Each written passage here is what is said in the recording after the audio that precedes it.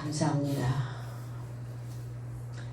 하나님의 혈통으로 그리고 장성한 자로 그 한 사람 예수께서 백성을 초월한 죽음을 통해서 나의 삶도 장성한 자로 만드셔서 주님과 하나 되고자 흩어져 있는 자들을 모으셨습니다.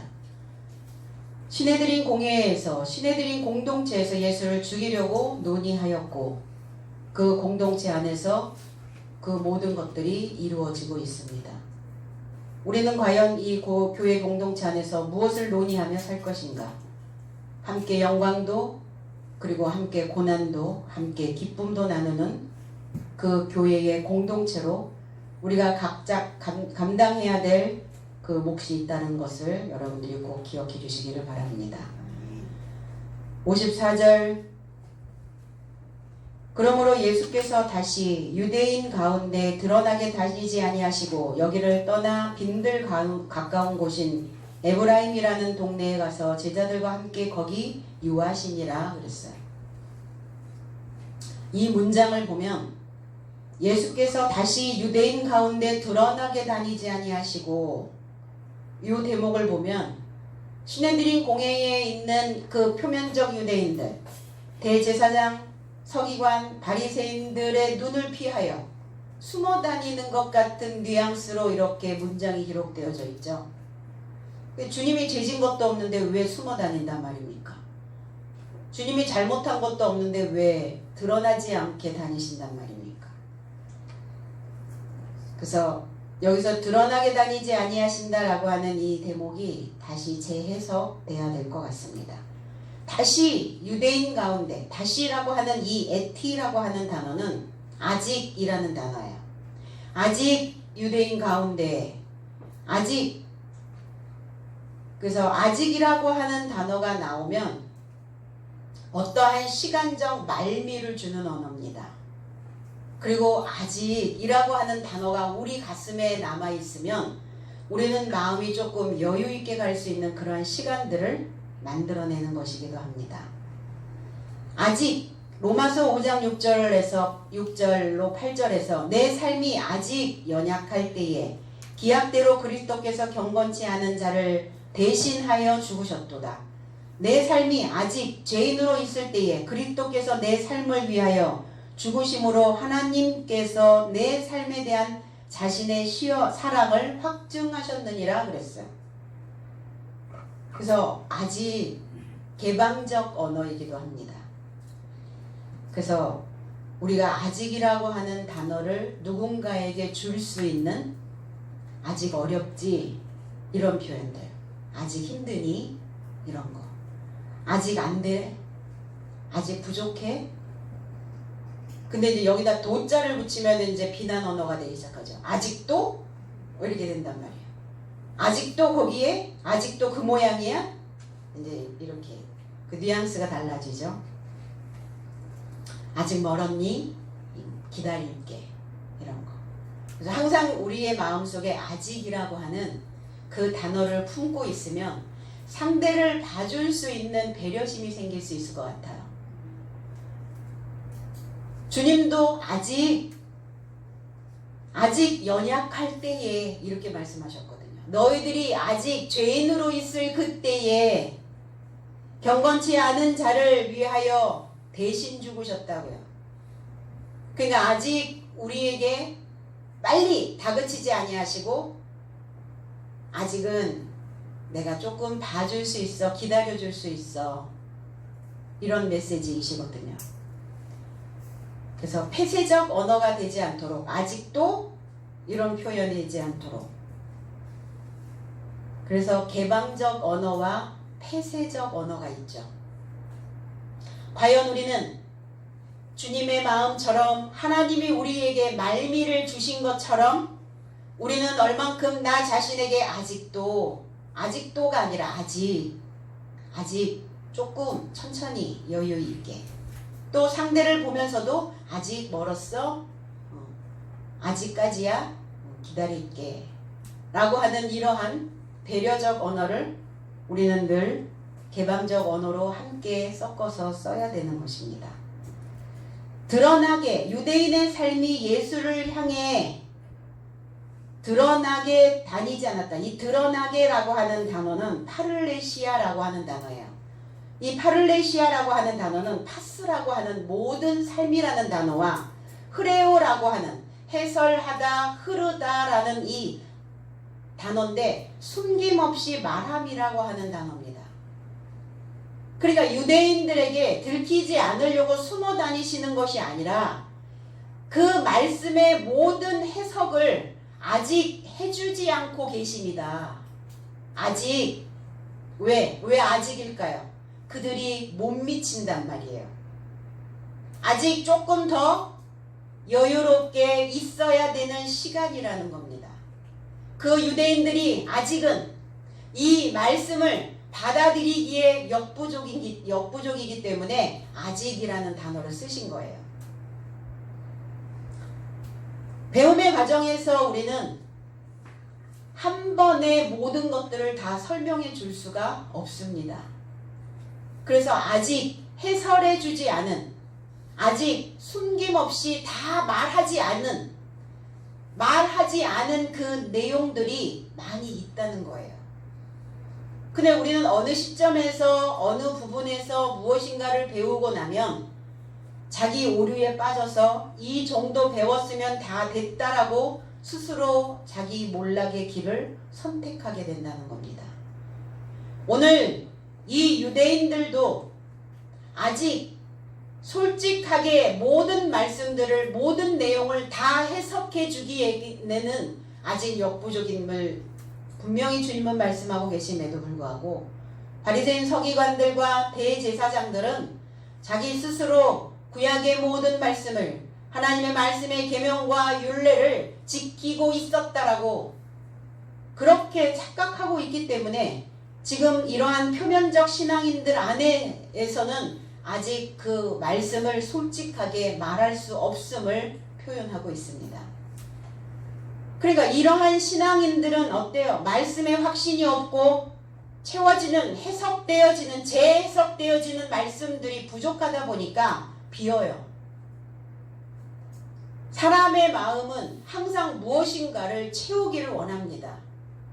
과거에 예전에 들었던 그러한 신앙관을 가지고는 그것이 우리 안에 계속 끊임없이 채워지는 작용을 하지 못한다는 것입니다.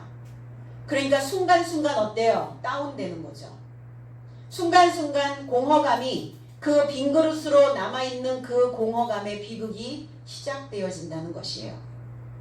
그러면 이런 삶에서 우리가 달아나려면 어디로 가야 되는가? 빈들로 가셔야 된다는 겁니다. 빈들 에레모스 광야입니다. 광야는 어떤 곳입니까? 교회입니다. 교회는 어떤 곳인가? 하나님의 말씀으로 싹 틔우는 곳이 교회라고 말씀합니다. 왜 에브라임이 빈들에 가까운 곳에 있었을까? 그래서 신앙을, 그 믿음을 점검받는 곳이 바로 광야라는 거예요.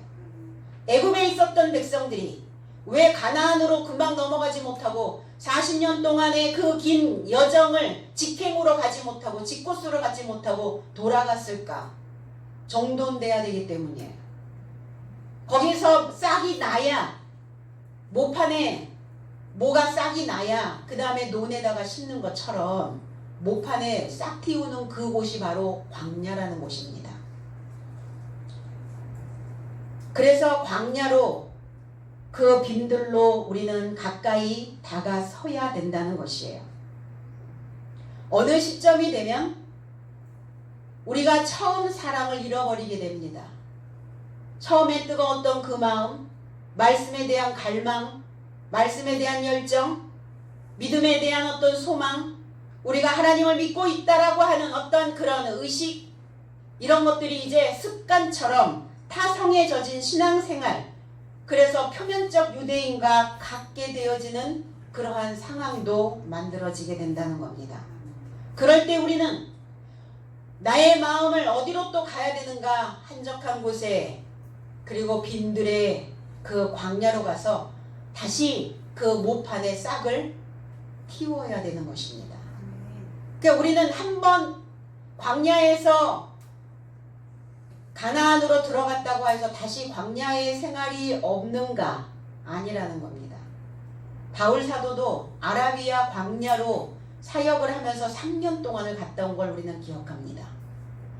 그러니까 뭔가 내가 늘어지고 타성에 젖어 있고 재미가 없어지고 심심해지고 신앙의 맛이 없고 말씀도 그냥 그런가 하여 들어가는 이러한 시점이 되어지면 다시 우리의 마음을 광야로 가까이 다가서게 만들어야 되는 것입니다. 사도행전 9장 38절에 룻다가 욥바에 가까운지라. 제자들이 베드로가 거기 있음을 듣고 두 사람을 보내어 지체 말고 오라고 간청하니 그랬어요. 룻다라고 하는 의미는 장식이라고 하는 단어예요. 이게 지금 어떤 상황이냐면 욥바라고 하는 그곳에 다비다라고 하는 이 도르가라고 하는 여제자가 있었어요. 여학생, 배우는 사람, 여학생이 있었는데 죽음에 이르르게 되었다고요. 그러니까 거기에 있는 이 도르가가 했던 그 일이 뭐냐면 선한 일과 그리고 긍휼을 베푸는 그 구제의 사역을 했다는 거예요. 구제하는 일과 선행하는 일, 이렇게 이제 성경에는 기록이 되어졌는데 뭘 구제했단 말입니까? 뭘로 구제를 했단 말이에요? 자비와 긍휼로 구제했다는 거예요. 무엇을 했는가? 거기에 과부들이 살고 있었어요. 그러니까 그 과부들에게 속옷과 겉옷을 지어 입혔던 자가 도르가였습니다. 다비다였어요. 근데 이 다비다가 죽어서 다락방에 누워 놓았더라. 그러니까 베드로를 초청한 거예요. 뭐 하라고? 이 다비다를 살려달라고. 이제 그 상황에서 룻다가 욥바에 가까운지라 이렇게 했어요. 빈들 가까운 곳인 에브라임, 가까운 곳, 나의 가까운 곳, 내 가까이 있는 곳, 내 근처, 내 근방, 내 주변에 무엇이 있는가를 발견하시라고요.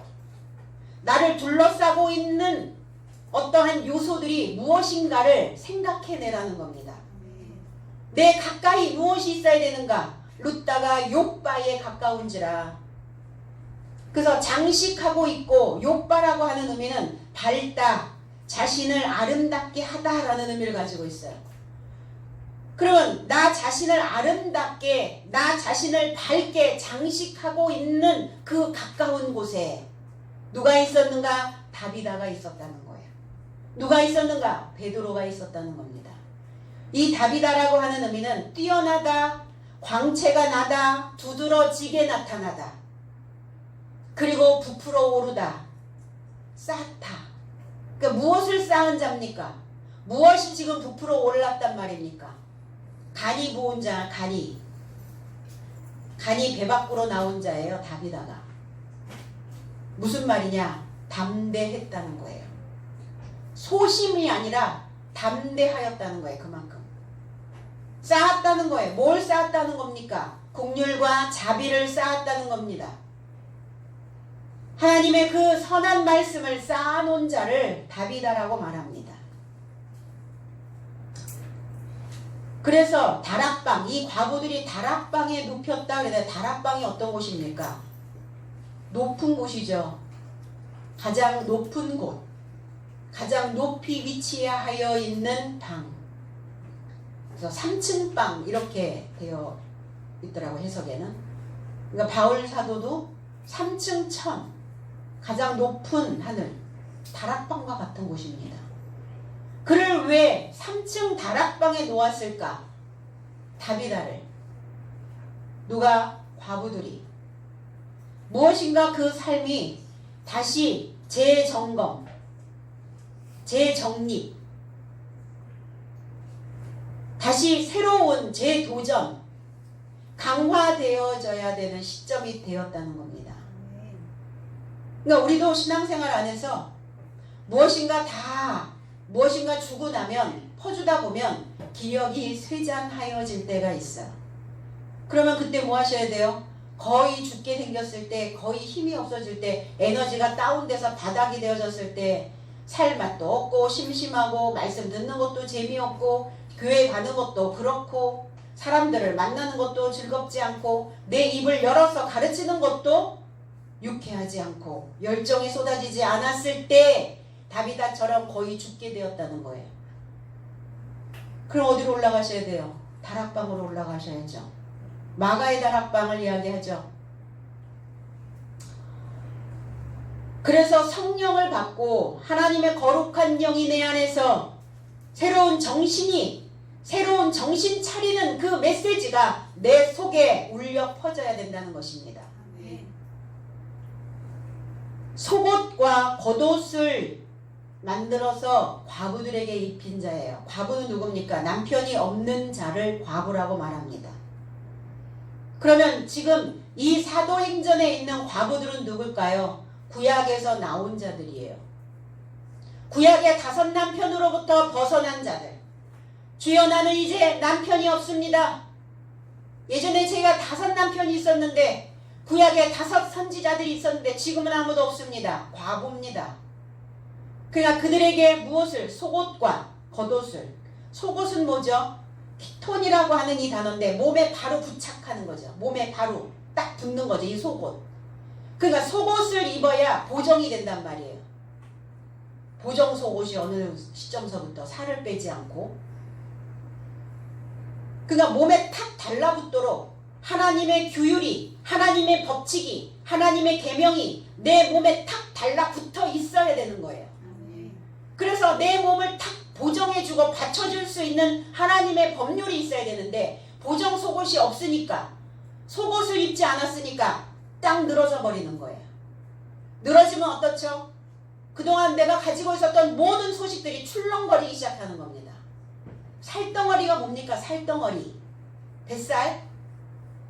살이 뭐예요? 소식입니다. 소식. 그러니까 내 안에 있는 소식들이 완전히 다 뒤죽박죽 돼가지고 그게 출렁거리기 시작하는 거예요. 그럴 때 뭐 하셔야 돼요? 속옷 입으셔야죠. 법 입으셔야 됩니다. 하나님의 말씀으로 그 규칙을 입으셔야 된다는 겁니다. 그 속옷 욥기서 40장 10절에는 30장 18절에는 하나님의 큰 능력으로 나의 옷이 추하여져서 옷깃처럼 내 몸에 붙었구나 그랬어요. 그 옷, 욥이 입었던 그 옷이 뭡니까? 속옷인데 그 속옷이 추하여졌다고요. 왜 추하여졌어요? 너무 낡았어.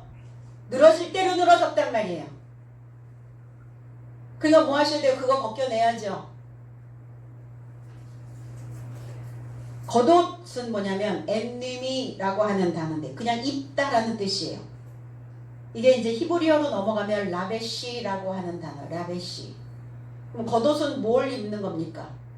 하나님의 말씀으로 나를 연마하는 거예요. 하나님의 말씀으로 나를 연단하는 것, 그것이 바로 겉옷입니다. 욥기서 40장 10절에 너는 위엄과 존귀로 단장하며 영광과 영화로 겉옷을 입을지니라 그랬어요. 영광과 존귀로, 영광과 영화로 그 겉옷을 입을지니라. 그러니까 욥의 고난은 무엇이었습니까? 욥의 인내는 무엇이었어요? 속옷 벗겨내고 겉옷 벗겨내고 옷 벗겨내는 고난입니다. 옷 벗는 거 싫어하죠? 누구는? 장성하지 못한 자는. 새로운 옷 입으라고 하면 안 입는다 그래. 애들은 싫어해요. 고집해요. 자기 몸에 입었던 거, 자기가 가지고 있었던 거, 애착이 가는 것에만 애착을 준다는 겁니다. 어른들이 돼서도 마찬가지예요. 우리의 생각에 잘못된 추하여진 그 속옷이 있다면 그 옷이 내 몸에 붙어버렸다면 그것을 뜯어내야 되는데 벗겨버려야 되는데 벗겨버리지 않는다는 거예요. 그러니까 이 다비다가 그 속옷과 겉옷을 지어서 과부들에게 입힌 자였습니다.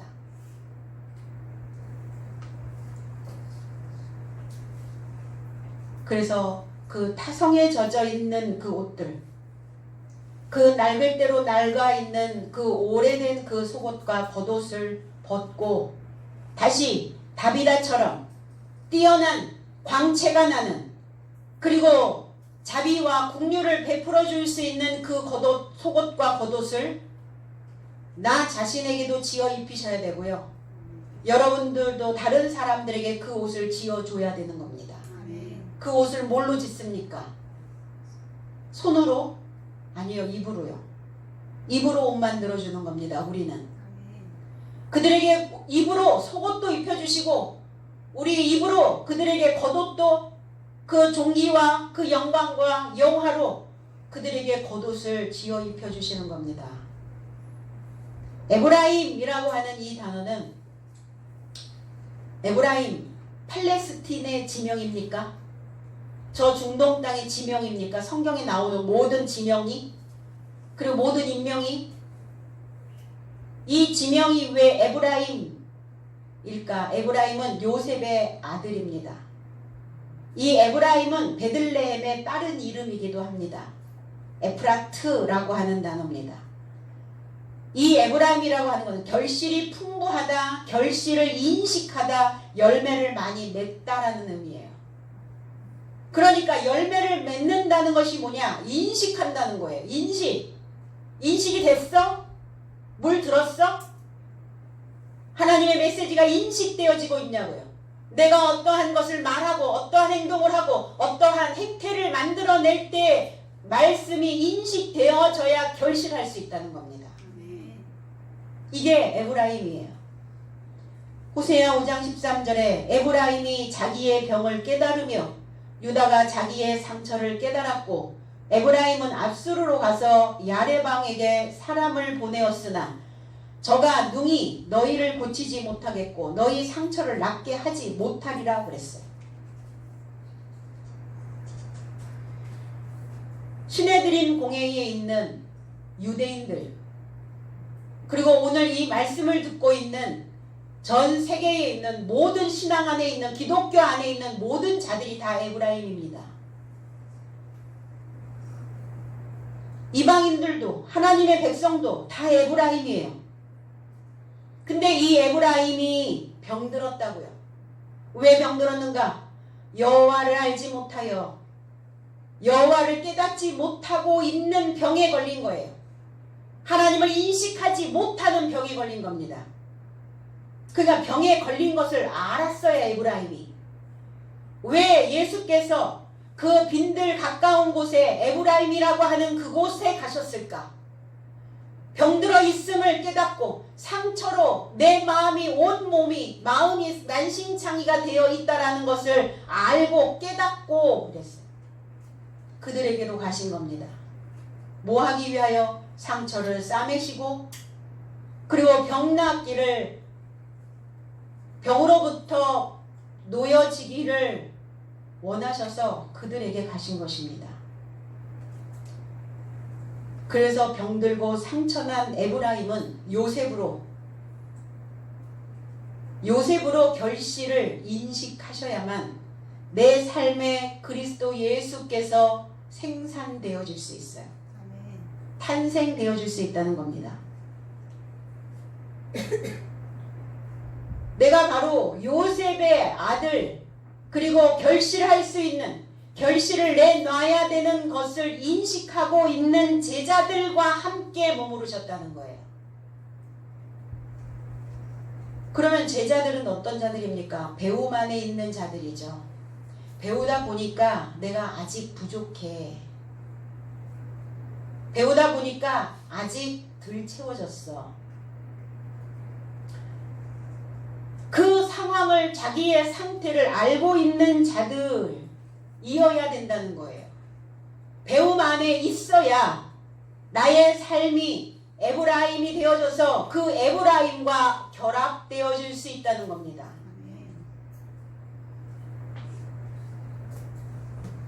55절로 56절, 유대인의 유월절이 가까움에 많은 사람이 자기를 성결케 하기 위하여 유월절 전에 시골서 예루살렘으로 올라갔더니 56절, 저희가 예수를 찾으며 성전에 서서 서로 말하되 너희 생각에는 어떠하뇨?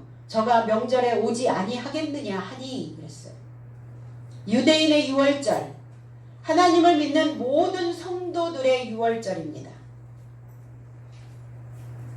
지금 55절에 나와 있는 이 유월절은 세 번째 유월절이에요. 첫 번째 유월절, 두 번째 유월절이 지나가고 세 번째 유월절을 맞이하게 됩니다. 히브리어에서 온 이 페사흐라고 하는 이 단어는 묵과하다, 넘어가다. 이게 구약에서는 유월이었어요. 이스라엘 백성들이 애굽에서 출애굽할 때 유월하셨거든요. 문인방과 문설주에 그 희생양의 그 양의 피를 바른 자들은 내가 넘어가리라. 죽음이 재앙이 넘어가리라. 넘어가다 라는 의미로 유월이었어요. 유월. 묵과했단 말이에요. 덮어주셨단 말이에요. 그들의 죄를, 그들의 죄성을. 그런데 이제 이 유월절이 신약으로 넘어오면서 고난절이 됩니다. 파스카라고 하는 이 단어가 고난절이 됩니다. 왜 고난절일까요? 어떤 고난일까요? 그동안 덮어놓고 묵과하고 그냥 넘어갔던 여러 가지의 삶의 행태들을 이제는 그냥 넘기지 아니하시겠다는 거예요. 그냥 묵과해주지 않는다는 거예요. 이제는 봐주면 안 되잖아요. 그동안 많이 봐줬던 그 세월들이 그 형태를 만들어냈기 때문입니다. 마찬가지죠. 나도. 내 속에서도 에이, 그냥 넘어갈까? 왜? 뭐라고 그 인생에게 하면 에브라임이 돼야 되니까. 에브라임은 베들레헴의 다른 이름인데 결실하기 위한 전쟁이 벌어지기 시작합니다. 전쟁을 치러야 되니까, 무엇인가 새 것을 내놓으려면 전쟁 치러야 되니까, 예전에 입었던 속옷 벗기려니 전쟁이고 예전에 입었던 겉옷 벗기려니 전쟁이라는 겁니다. 그러니까 어때요? 싫으니까 그냥 은근슬쩍 또 덮고 넘어가고 싶어 한단 말이에요. 우리의 성향이. 그럼 어떻게 되죠? 그럼 어떻게 돼요? 또 회귀하는 거죠. 똑같은 패턴이 또다시 굴러가기 시작하는 겁니다. 그러니까 이제는 철저하게 그것을 벗겨버리시겠다는 거예요. 이 세 번째 유월절이 십자가 사건까지 넘어갑니다. 십자가 사건과 연결되는 거예요. 이 세 번째 유월절은.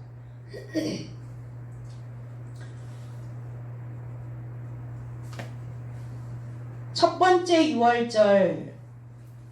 유월절이 어떤 유월절이었느냐? 요한복음 2장 13절로 16절에 그리고 유대인의 유월절이 가까웠다. 예루살렘에 이르려고 올라가셨고 그런데 성전 안에서 소와 양과 비둘기를 파는 삶과 돈 바꾸는 자들을 발견하시고 노끈으로 채찍을 만드사 양과 소의 모든 삶을 성전에서 이끌어 내쫓으시고 돈 바꾸는 자들의 돈을 쏟으시고 상을 뒤엎으시고 비둘기 파는 삶에게 이르시되 이런 삶을 여기서 치우라. 나의 아버지의 집을 장사하던 집을 만들지 말라. 이렇게 했어요. 이게 첫 번째 유월절에 있었던 사건입니다. 성전 정화 작업을 하신 거죠. 그 성전에서 돈 바꾸는 자, 소 파는 자, 양 파는 자, 비둘기를 파는 자, 하나님의 성전입니다. 성전에서 짐승들을 매매하는 곳이 되어버렸어요. 그건 무슨 의미인가? 교회는 하나님의 형상으로 하나님의 형태로 만들어내야 되는 곳이 교회입니다. 하나님을 결실할 수 있도록 인식시키고 가르치는 곳이 교회입니다. 그런데 다 짐승으로 만들어버렸다는 거예요. 머리수 세워가지고 성도들 머리 숫자 세가지고 매매하는 교회, 사고 파는 교회, 그런 성전이 되어버렸다는 거예요. 장사치들의 장사하는 그 영혼들을 돈으로 보는, 그러니까 어때요? 사람으로 만들어놔서는 안 되거든요. 교회가 어리석게 만들어서 그들이 무엇인가 또 종처럼 노예처럼 만만하게 부림받을 수 있도록 그렇게 만들어놔야 관리하기가 편하거든요. 그렇게 교회들이 되었다는 거예요. 그래서 정화하시는 거예요. 6월절, 고난절 다 쓸어버리시는 거예요. 두 번째 6월절은 어떤 절이었느냐? 오병이어의 이적을 행하셨던 그곳이었습니다. 그리고 오병이어의 이적을 행하시고 12바구니를 가득 채워 들어 올리셨던 그 사건, 그때도 바로 두 번째 6월절이었어요.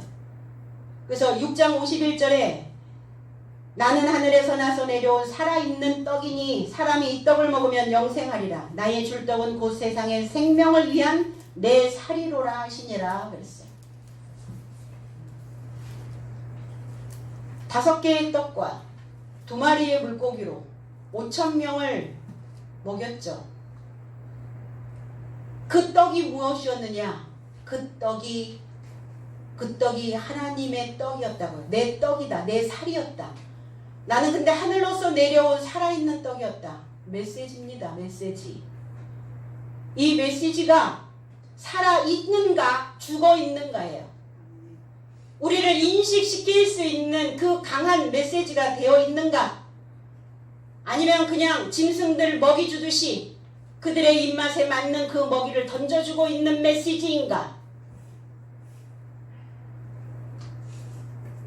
이 메시지가 5,000명을 먹이고도 부하여 탈바꿈 되어지는 그 열둘로 들어 올려져야 된다는 것입니다. 저와 여러분들의 삶이어야 해요. 저와 여러분들이 열둘의 삶이 되어져서 그 부자로 탈바꿈 되어지는 그 길을 우리는 신앙의 여정 내내 가셔야 되는 것입니다. 주님의 살이 뭡니까? 소식입니다. 복음입니다. 그거를 성경에서는 떡이라 이렇게 표현했어요. 죽은 떡이냐 산떡이냐, 바리새인과 사두개인의 떡, 표면적 유대인, 신앙인인 척하는 그 모든 사람들의 떡은 죽어있는 떡이라는 거예요. 그 떡을 버리는 그 작업을 두 번째 6월절에 하셨다는 겁니다. 곰팡이 난 떡. 냉장고에 떡을 넣어놨더니 그래서 생각이 나가지고 꺼내서 먹으려고 봤더니 곰팡이가 났더라고요. 푸른 곰팡이. 어찌나 아깝던지 냉동실에 넣어놓을걸. 곰팡이 난 떡이 뭡니까? 이게 메시지인데, 떡이 메시지인데, 설교인데, 오래된 거, 연구하지 않는 거, 이 말씀을 새롭게 개발하여서 이 말씀을 제대로 해석해 주지 않고 있다면 곰팡이 난 떡 먹고 있는 겁니다. 그러니까 하나님에 대하여 배움이 없는, 그냥 전에 내려왔던 전설과 같은 그러한 소식, 그거는 죽은 떡이라는 거예요. 그건 죽은 소식입니다. 오늘 이 세 번째 6월절이 십자가 사건과 이제 연결이 되어집니다. 출애굽기 12장 11절로 13절에 너희는 그것을 이렇게 먹을지니 허리에 띠를 띠고 발에 신을 신고 손에 지팡이를 잡고 급히 먹으라. 이것이 여호와의 6월절이니라. 내가 애굽 땅을 칠 때에 그 피가 너희의 거하는 집에 있어서 너희를 위하여 표적이 될지라. 내가 그 피를 볼 때에 너희를 넘어가리니 재앙이 너희에게 내려 멸하지 아니하리라 그랬어요. 이게 무슨 사건입니까? 출애굽 사건 때 있었던 이 사건이 신약에 넘어오면 십자가 사건이 되어진다는 겁니다. 너희 인생의 십자가의 도로, 십자가의 말씀으로 너희의 온 삶을 바르지 않으면, 그 십자가의 말씀으로 옷 입지 않고 덧입지 않고 있다면 그 재앙이 너희 삶에 넘어가지 않을 것이다.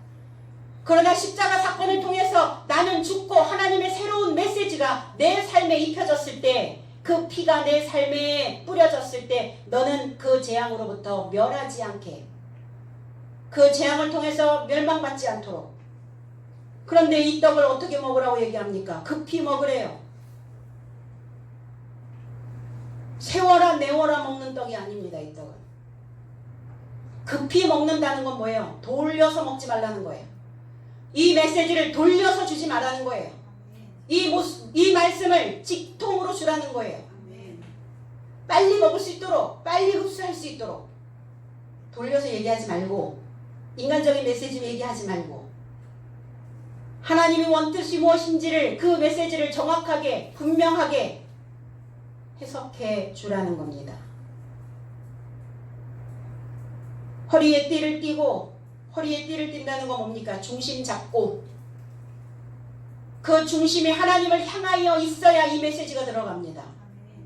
중심 잡고, 바투 잡고, 발에 신을 신고, 발에 신을 신는다는 건 뭐예요? 새로운 이 메시지를 향하여 갈 준비가 되어 있는가예요. 새로운 설교를, 새로운 말씀을 받아들일, 배울 준비가 되어 있느냐는 거예요. 신 벗어 던집니까? 가기 싫으면 어때요? 아이들이 신 신기 싫어하죠. 신을 벗어 던져버립니다. 안 간다고 뗐어요. 그러니까 반드시 신을 신고, 지팡이를 잡고, 지팡이를 잡는다는 것이 뭡니까? 배움에 들어가는 겁니다. 가르침 안으로 들어가는 거예요. 그래서 눈이 먼 소경들은 반드시 손에 지팡이를 잡고 갑니다. 왜? 혹여 걸림돌이 있지 아니한가? 혹여 어디에 내가 미혹되어져 빠지지 아니할까? 그럼 우리도 항상 그 배움에 지팡이가 있어야 되겠죠. 그 막대기가 항상 내 손에 주어져 있어야 된다는 겁니다. 방향 잡으시려면. 아멘.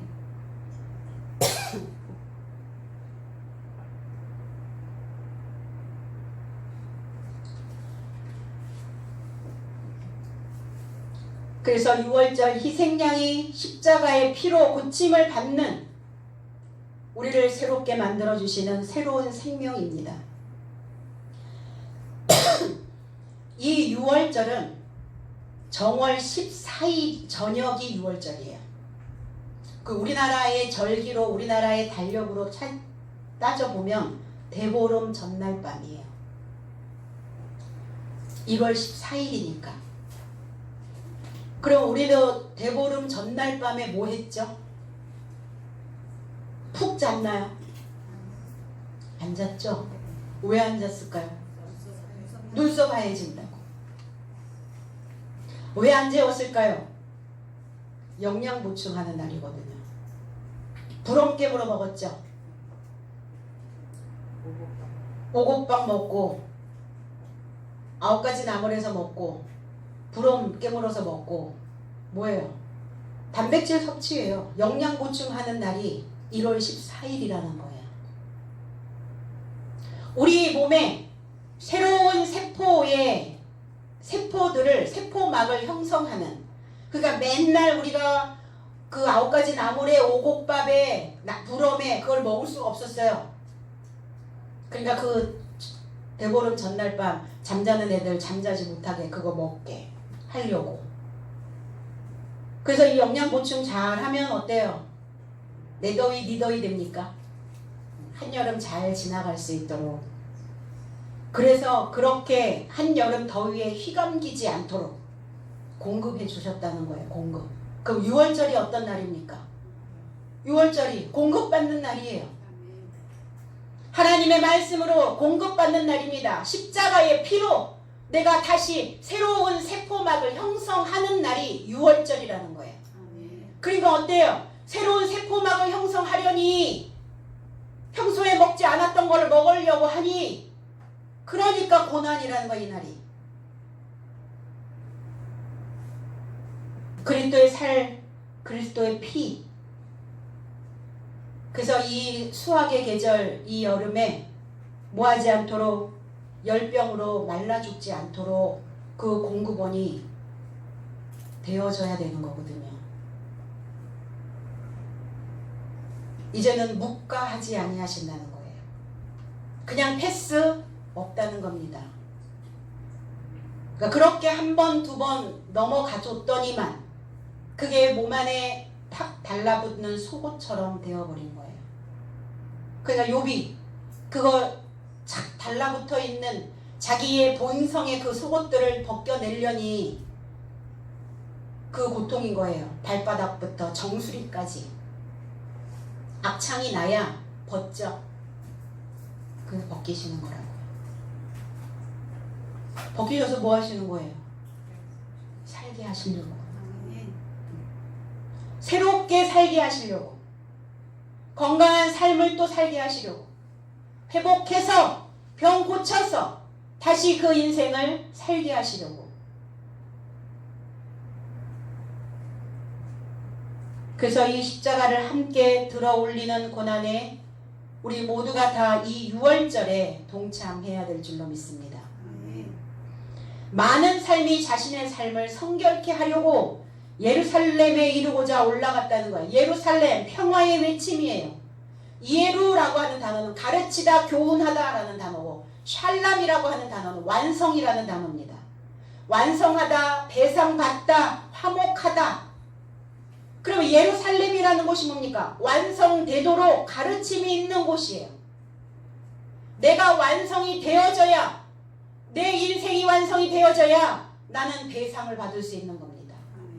무엇으로 내가 배상받을 거예요? 사람으로 인하여? 아니요. 사람은 내게 배상해 주지 않습니다. 내가 내 스스로 온전케 되어지고 완성되어지는 그 가르침이 채워지면 그 가르침으로, 그 교훈으로 인하여 내가 배상받는 거예요.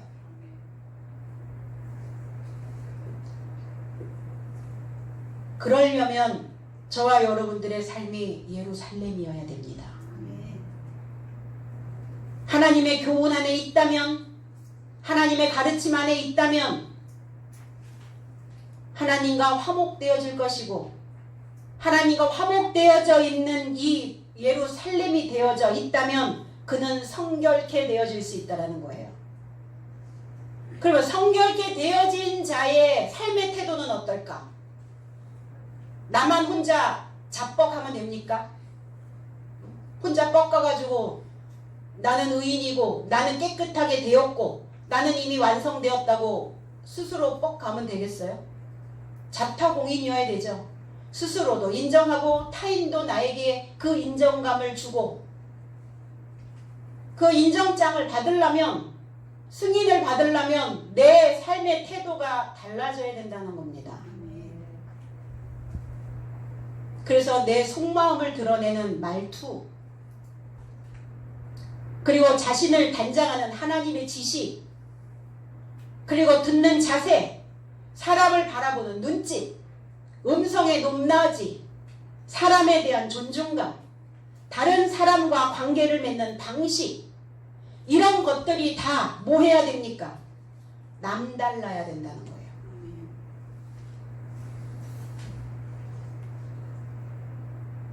이러한 모든 것들이 두드러지게 나타나야 된다는 거예요. 다비다처럼. 이런 삶으로 변화되었다면 성결케 되어진 예루살렘입니다. 아니, 저 팔레스타인에 있는 예루살렘입니까 또? 그러면 거기까지 순례해야 되는 거예요? 저와 여러분들이 예루살렘이어야 되는 것입니다. 성결케 되어지려면 어떤 예루살렘으로 올라갈 거냐고요? 어느 장소에 있는 예루살렘으로 갈 거냐고요? 그건 역사입니까? 그냥 문자입니까? 이게 문자고 역사면 진리일 수 있어요. 이게 나의 삶이 되어지고 내 삶으로 실천되어지고 내 삶으로 이것들이 마무리되어져야 이것을 진리라고 말할 수 있는 것이죠. 그리고 이 진리를 드러내고 이 진리를 많은 사람들에게 표출하고 많은 사람들에게 인정되어질 수 있어야 이걸 진리라고 말하는 것이지, 혼자서만 자기 독백처럼 믿는 이 신앙이 진리라고 말할 수 있는가요? 그렇지 않다는 거예요. 그래서 믿음은 확증되어져야 된다고 말씀하고 계시는 겁니다.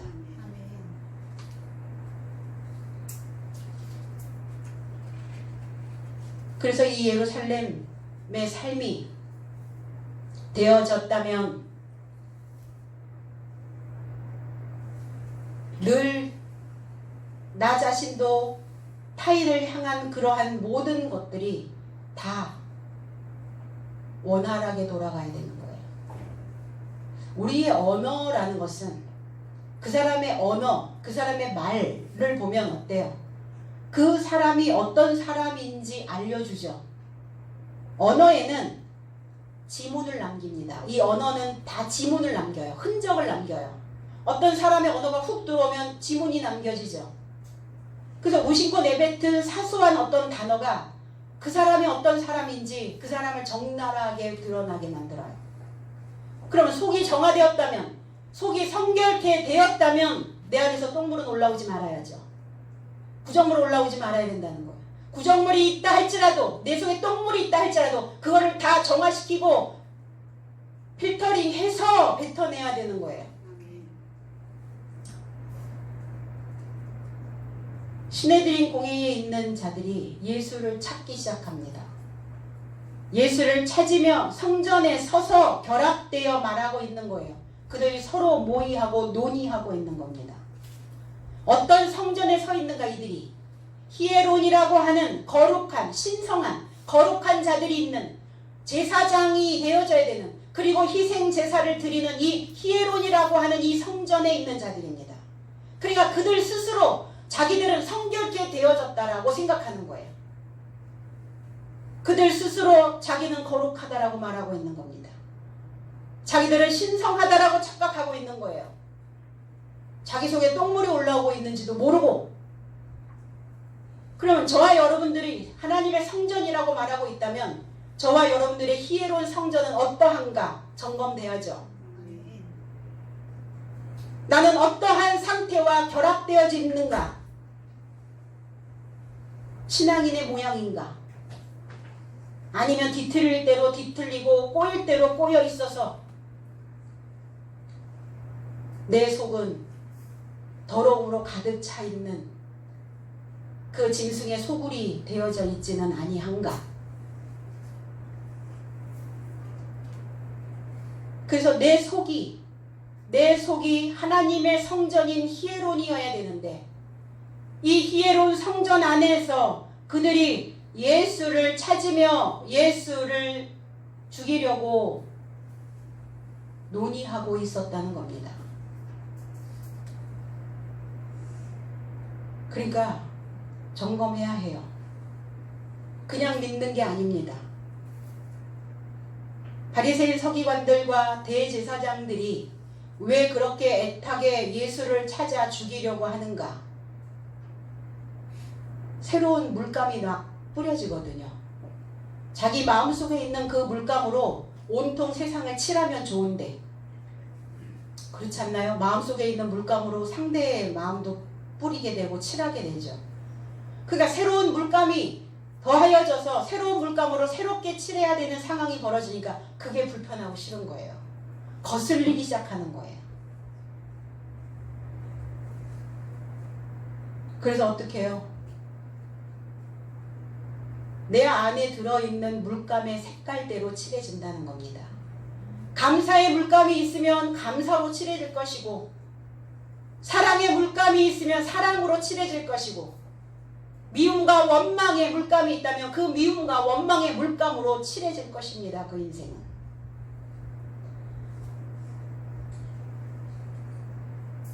오늘 그들은 예수가, 나는 예수를 누구라 하는가? 그가 누구인가? 저가 명절에 올라올 것인가 올라오지 아니하실 것인가? 그를 누구라 하는가? 여러분들은 그리스도를, 예수를 누구라 생각하십니까? 베드로에게 물어보셨을 때 주는 그리스도시여 살아계신 하나님의 아들이십니다. 이렇게 말했죠. 그래놓고 어떻게 했어요? 3번 주님을 부인했던 베드로를 우리는 기억합니다. 내 삶과 나의 의식 속에, 나의 마음 속에 예수께서 계신다면 나의 이 성전은 지금 어떠한 성전이 되어져 있는가 생각해 봐야 되는 것입니다. 더럽고 냄새나는 그 사상의 묵은 누룩이 있다면 오늘 이 6월절에 나는 그 냄새나고 더러운 그 성전을 정화해야 될 줄로 믿습니다. 그래서 그릇이 비워지고 귀한 그릇이 되어져야 그 그릇에 예수께서 주도권을 잡고 그리스도 예수께서 열쇠가 되어주신다는 겁니다. 그 열쇠가 되어진다는 건 뭐예요? 좋은 마음은 열고 나쁜 마음은 잠그고, 그런데 내 마음의 성전이 청소되어지지 않고 있으니까, 성결케 되어지지 않고 있으니까 항상 나쁜 마음이 열리는 거예요. 항상 악만 올라오는 거예요. 꼬여있는 생각, 더러운 마음만 가득 채워지게 되는 것입니다. 이 6월절을 명절이라고 말합니다. 우리 명절을 기다리죠. 축제일입니다. 잔칫날입니다. 명절에는 모두가 다 새 것으로 만들어집니다. 햇곡식, 햇과일, 그리고 옷도 새 옷. 오늘이 명절. 그러면 새로운 곡식, 새로운 과일, 새로운 옷. 그러면 저와 여러분들이 명절이어야 해요. 내가 나에게 늘 새로운 곡식으로, 새로운 결실된 것으로, 새로운 옷으로 입혀줄 수 있는 그 명절이어야 나의 명절에 오신다는 겁니다. 나의 명절에. 그러니까 2000년 전에 기록되었던 이 성경 말씀은 그 6월절 그 절기를 맞춰서 1월 14일에 오셨겠죠. 그러면 현재 저희가 믿고 있는 이 6월절은 어떤 6월절에, 어떤 예루살렘에, 어떤 명절이어야 되느냐가 문제죠. 그러면 저와 여러분들이 예루살렘이어야 하고, 저와 여러분들이 명절이어야 되고, 저와 여러분들이 그 십자가의 말씀으로 고난받기를 자청하는 그 6월절이어야 된다는 겁니다.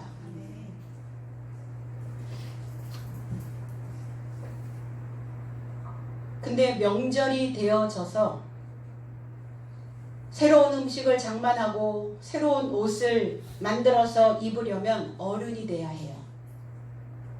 애들이 음식 만드나요? 만들어 놓은 거 먹기만 하죠. 애들이 새 옷을 지어 입어요? 지어진 옷 입기만 하죠. 어른이 돼야 음식 장만을 해서 대접할 수 있습니다. 그럼 나의 명절에 왔는데 먹잘 것도 입을 것도 아무것도 없으면 뭐라고 하겠어요? 이 잔칫날. 나의 명절에 왔는데, 사람을 초청했는데 아무것도 내놓을 것이 없으면, 보여줄 것도 없다면, 두드러지게 하는 것도, 내놓을 것도, 아무것도 하는 것이 없다면 어찌 할 거냐는 거예요. 그래서 한상 푸짐하게 차려주려면 성장해야 됩니다. 성장해서 푸짐하게 줘야 나도 나의 갈증이 해소가 되어져요. 주면 말라버릴 것 같지만 주지 않으니까 마르는 거예요. 한상 차림이 안 되기 때문에 내 속이 굶주리는 거예요. 그럼 음식을 장만한 사람들은, 푸짐하게 음식을 대접하려고 하는 사람들은 자기는 안 먹나요? 간 보면서 먹고 또 먹고 먼저 채우잖아요. 내 속을 주려고 생각하니까. 또 연구하고 또 이리 보고 저리 보고 탐구하고 탐색해서, 그러면 내가 먹는 거예요. 그러니까 난 굶주릴 이유가 없는 거죠. 안 주니까 굶주리는 겁니다. 무엇이든 주면 풍성한 명절이 되는 것입니다. 57절, 이는 대제사장들과 바리새인들이 누구든지 예수 있는 곳을 알거든 고하여 잡게 하라 명령하였음이러라 그랬어요. 이 시대들이 고개의 권한을 이용해서 음모를 하고 사법권을 발동시켰어요. 그리고 주님을 공개 수배를 내리게 되었습니다. 상대를 음모하고 미워하고, 그러니까 이 믿음의 공동체 안에서 상대를 미워하고 미워하는 마음이 내 안에서 음모가 되어지고, 이게 누구한테 하는 것과 같대요? 너희 형제에게 하는 것이 곧 나에게 하는 것이다. 그 소자에게 하는 것이 곧 나에게 하는 것이라고 말씀하고 계세요. 주님이 뭘 잘못했길래? 뭘 잘못했길래 내가 그를 음모하고 그를 미워합니까? 내 성전이 더러워져 있기 때문이에요. 그래서 내 성전이 정화되어지려면 올곧아야 해요. 올곧게 말씀으로 나를 늘 점검하고, 그리고 말씀을 통해서 그 진리의 물을 통해서 나를 씻어내는 그 고난에 주님과 함께 동참하셔야 된다는 겁니다. 그래서 오늘 내 속에서 무엇이 결실되어지고 있는가, 어떠한 것을 내놓고 있는가를 인식하시고, 나의 말이나 나의 행동이나 나의 모든 내 삶의 모든 것들을 다 여러분들이 점검받아서 우리 스스로 이 6월절에 이 고난에 동참하는, 그리고 주님과 동행하는 저와 여러분들이 되어지기를 주님의 이름으로 축복합니다. 기도하겠습니다.